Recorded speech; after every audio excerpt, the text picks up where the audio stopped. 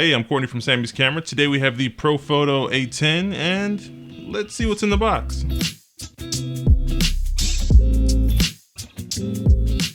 Now Profoto has made sure that we have the essentials inside of the box so that way we can put this flash on camera and get straight to business. First and foremost, we have your bounce card. You'll be using this to reflect light onto your subject to make sure that they're properly exposed and you get the right shot.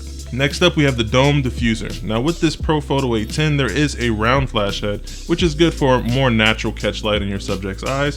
What you'll be doing is you'll be taking this dome diffuser and applying it to the top of the flash, so that way it softens your light just a little bit. Now of course, in box we have the battery charger, which is a standard, but most importantly, Profoto has included an upgraded lithium-ion battery, which gives you 450 full power flashes per charge. Rounding off what's included in box, we have the bag with shoulder strap, also a flash stand, and a micro USB cable. And last but not least, your limited 2-year warranty. One other huge feature that comes with the Profoto A10 is the built-in Air TTL for on or off camera. Another awesome feature that Profoto has included is their new application, which allows you to sync the A10 flash with your iPhone camera.